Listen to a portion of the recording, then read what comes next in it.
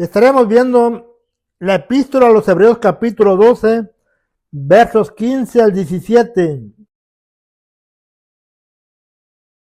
Mirad bien, no sea que alguno deje de alcanzar la gracia de Dios, que brotando alguna raíz de amargura os estorbe, y por ella muchos sean contaminados. No sea que haya algún fornicario o un prófano como Esaú, que por una sola comida vendió su primogenitura. Porque ya sabéis que aún después, deseando heredar la bendición, fue desechado, y no hubo oportunidad para el arrepentimiento, aunque lo procuró con lágrimas. El tema lleva como título El valor de la gracia. Como creyentes en Cristo Jesús, nos hemos dado cuenta, hemos visto cómo dentro de una congregación existen personas que son favorecidos con la gracia de Dios. El favor de Dios está sobre sus vidas. Pero también vemos grupos que tal parece que la gracia de Dios no está fluyendo en sus vidas. Vemos creyentes que continúan firmes dentro de una congregación, su fe es muy genuina en Jesucristo.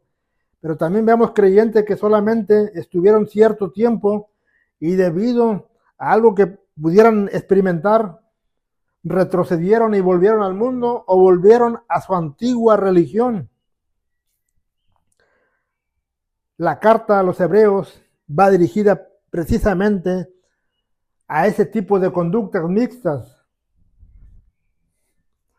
donde hay personas que realmente han entendido lo que es la fe genuina en Jesucristo y gente que no lo ha entendido y que ha retrocedido. El propósito del autor es establecer gente que tenga una fe muy genuina en Jesucristo. La carta a los Hebreos va dirigida especialmente a una audiencia judía, la cual estaba identificada con los escritos del Antiguo Testamento. Pero con la llegada del Evangelio que revelaba el cumplimiento de las Escrituras de Moisés, los Salmos y los profetas en la persona de Jesucristo, los judíos de aquel tiempo tenían que tomar una decisión muy radical que cambiaría su estilo de vida. Si ellos tomaban la decisión de continuar perteneciendo a la secta dentro del judaísmo, ellos gozarían de la protección oficial de Roma, ya que Roma favorecía a la sinagoga, les permitía, había una protección sobre aquellas sectas. Pero si ellos se convertían al cristianismo haciendo notoria su fe en Jesucristo, ellos tendrían que renunciar a la religión tradicional, al judaísmo, la cual había sido heredada por sus ancestros, y tenían que también renunciar a la protección oficial de Roma. La decisión de convertirse en cristiano no era nada sencillo, debido a que desde el momento en que una persona confesaba su fe públicamente en Jesucristo, era considerado y visto como un enemigo, era expulsado de la sinagoga. Algunos eran encarcelados o torturados, estaban expuestos al maltrato y a la persecución. Confesar públicamente la fe en Jesucristo no era para simpatizantes ni para tibios. Tenía que existir una fe genuina que aceptaba todo tipo de desafío. ¿Hasta dónde estarían dispuestos a llegar los nuevos convertidos? ¿O cuántas personas también desistirían de ser llamados cristianos por temor a la persecución, por temor a ser expulsados de una sinagoga? Es muy común que cuando alguien se convierte al cristianismo y que ha renunciado a la religión tradicional o al mundo, los primeros enemigos son los de su propia casa, seguidos por las amistades, las cuales se van alejando uno por uno. El nuevo convertido es objeto de burla o de menosprecio. En los tiempos del cristianismo primitivo, ser creyente o seguidor de Jesucristo se requería tener una fe muy genuina, debido a que también ellos eran expuestos a ser expatriados de su lugar de su nacimiento o de su lugar donde ellos estaban viviendo en ese momento. El propósito del escritor de los Hebreos es establecer una fe genuina a prueba de todo. Él no está buscando solamente simpatizantes. El autor no está buscando un cambio de religión. Él está buscando una identidad con el Hijo de Dios. Para esto el autor escribe 13 capítulos, los cuales reflejan a Jesucristo, la grandeza de Jesucristo, utilizando el capítulo 11 como la nube de testigos, los cuales son creyentes del Antiguo Testamento que creyeron a Dios bajo cualquier circunstancia, porque sin fe es imposible agradar a Dios. El consejo es poner la mirada en Jesucristo, el autor y consumador de la fe. Poner la mirada en Jesucristo no significa levantar la vista hacia el cielo, sino identificarse con alguien que también padeció, que también sufrió, que también fue rechazado, que fue objeto de burla y de menosprecio. Pero que a pesar de todo esto, Jesucristo enfrentó todo tipo de adversidad con gozo, sin quejarse, sin retroceder. Jesucristo es considerado como el autor y consumador de la fe, como alguien que la inicia y la termina, lo cual significa que Jesucristo es el iniciador y el que perfecciona la fe de todo creyente. Debido a que Jesucristo fue perfeccionado por lo que padeció, y esa misma perfección lo acreditó para perfeccionarnos. Hebreos capítulo 5, versículos 7 y 9 dice: y Cristo en su día de carne, ofreciendo ruegos y súplicas con gran clamor y lágrimas, al que lo podía librar de la muerte, fue oído a causa de su temor reverente. Y aunque era hijo, por lo que padeció, aprendió la obediencia. Habiendo sido perfeccionado, vino a ser autor de eterna salvación para todos los que le obedecen. El sufrimiento de Cristo fue un proceso donde él estaba siendo perfeccionado. Él tenía un temor reverente, es decir, tenía obediencia al Padre. Y aunque era el Hijo unigénito del Padre, por todo lo que él padeció, aprendió la obediencia. Y esa obediencia lo llevó a ser una persona perfeccionada para ser el autor de eterna salvación para todo aquel que le obedece. Jesucristo no tuvo un ministerio relajado, sino que sufrió todo tipo de crítica, murmuraciones, escarnio, sufrimiento, persecución.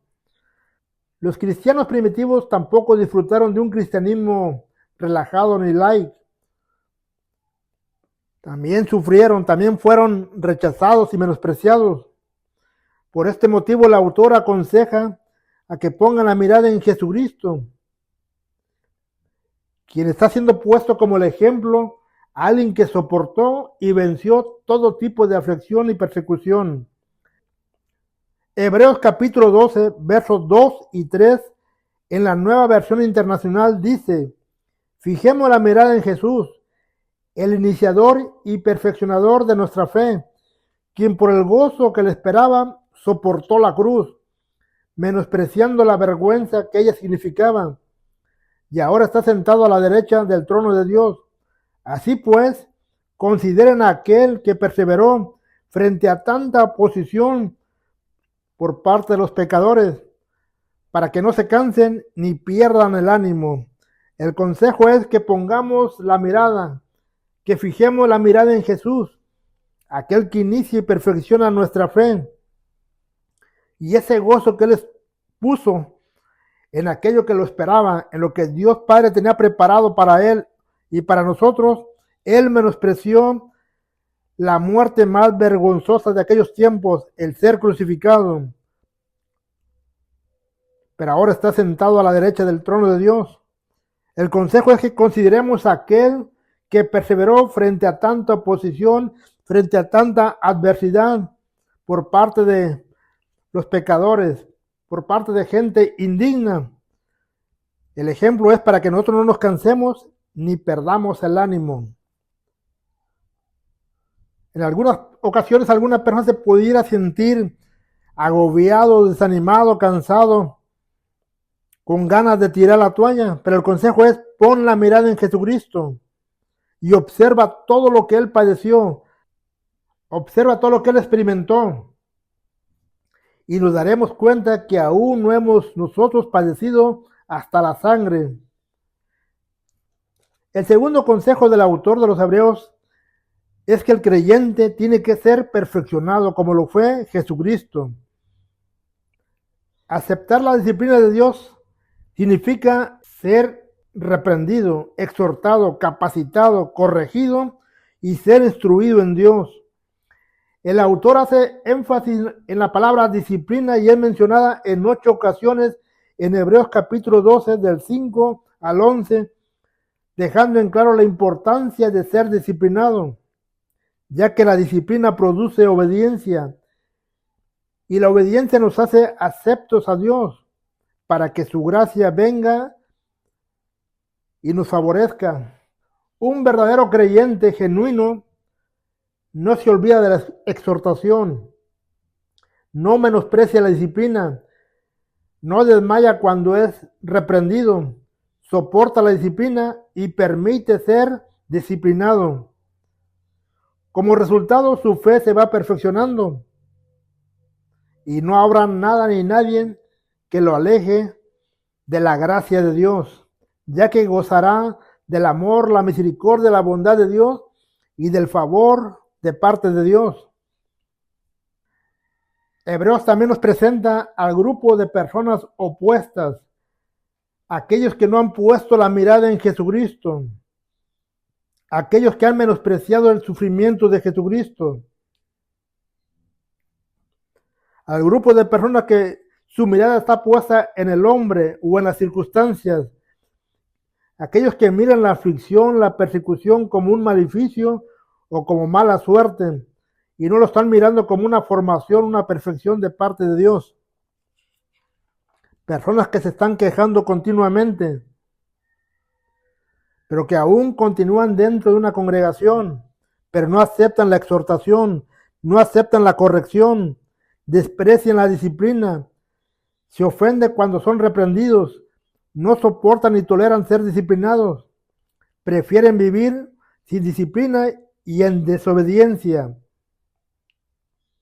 Para ellos es más fácil cambiarse de congregación, cambiar de religión. La consecuencia es que están rechazando la gracia de Dios. Hebreos capítulo 12, versículo 15 dice, mirad bien, no sea que alguno deje de alcanzar la gracia de Dios, que brotando alguna raíz de amargura os estorbe y por ella muchos sean contaminados. Cuando a alguna persona le ha brotado alguna raíz de amargura, su actitud cambia radicalmente. Nada le parece bien, todo le molesta, a todo le pone un pero, a todo le encuentra defectos, a nada le encuentra sentido. No acepta la corrección de Dios y menos la corrección eclesiástica. Murmura de la congregación, murmura del pastor. Para ellos la disciplina no está dentro de lo que ellos desean. Hay una amargura en esta persona que solamente está provocando que la gracia de Dios deje de estar a su alcance. Hebreos capítulo 12, versos 16 y 17 dice, no sea que haya algún fornicario, algún prófano como Esaú, que por una sola comida vendió su primogenitura, porque ya sabéis que aún después, deseando heredar la bendición, fue desechado, y no hubo oportunidad para el arrepentimiento, aunque lo procuró con lágrimas. El autor de los Hebreos hace referencia a los hijos de Isaac, especialmente a Esaú, aquel que era el primogénito, aquel que recibió la gracia de Dios aún estando en el vientre de su madre, aquel que iba a recibir la bendición de ser el primer hijo, pero que al paso del tiempo él desechó esa bendición y la cambió por una sola comida. Con el paso del tiempo la quiso recuperar, fue en busca de su padre para que lo bendijera. La escritura dice que fue desechado y no hubo oportunidad para arrepentimiento, aunque lo procuró con lágrimas. El error más grande que alguien pudiera cometer es menospreciar la gracia de Dios. Primeramente, la gracia de Dios está en la vida de cada uno. Dios nos favorece. Es un favor inmerecido, el cual viene sobre cada uno de nosotros. La diferencia es que algunos la aprecian, la valoran, y otros realmente la rechazan, la menosprecian o la tienen en poco, como fue el caso de Esaú. Esaú tenía el derecho de ser el primogénito, es decir, el favor de Dios sobre su vida. Lamentablemente vendió ese derecho por una sola comida, y después, queriendo recuperar ese derecho, fue desechado y no tuvo oportunidad para el arrepentimiento. Había dejado de alcanzar la gracia de Dios. Existe un pasaje que dice: a Jacob amé y a Esaú aborrecí.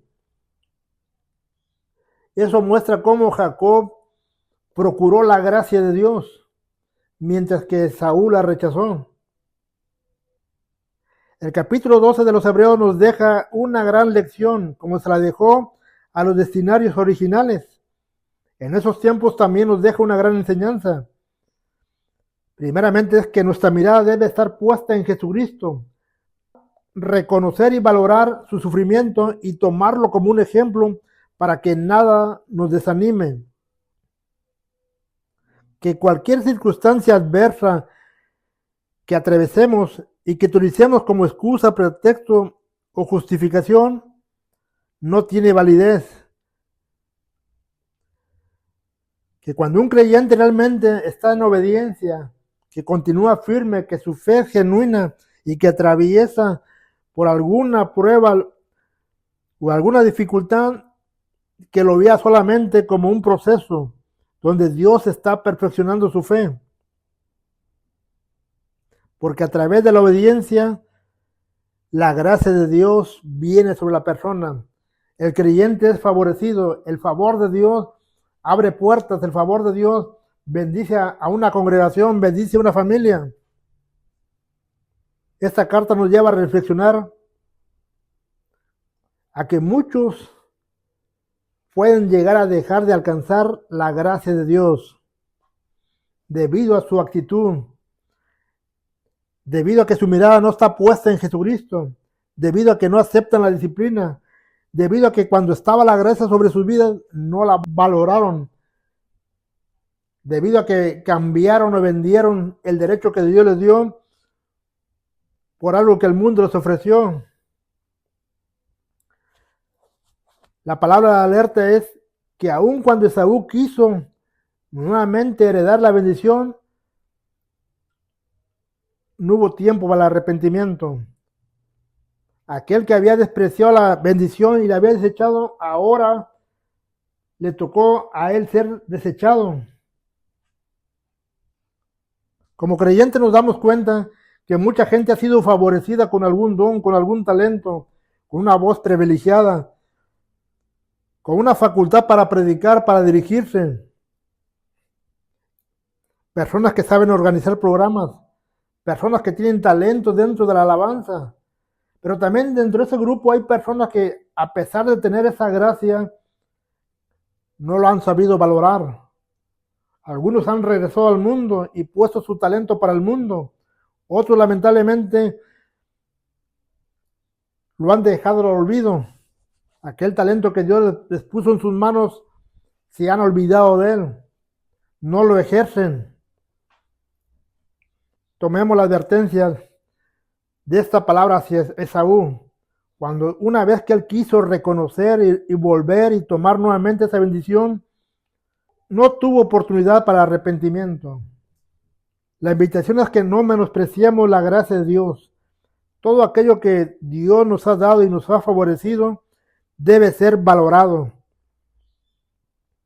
Todo talento, toda capacidad, todo aquello que realmente ha enriquecido la vida de una persona debe ser reconocido y valorado de que es la gracia de Dios, que no es un talento natural, que no es una capacidad del hombre, sino que Dios en su infinita misericordia lo ha favorecido con su gracia realmente, abriendo puertas, dándole la capacidad realmente para que se dirija a una congregación, a personas, a que tenga la facultad también de tener un entendimiento muy amplio para captar las escrituras o para aconsejar, pero debe ser valorado porque es la gracia de Dios la cual realmente ha venido sobre su vida.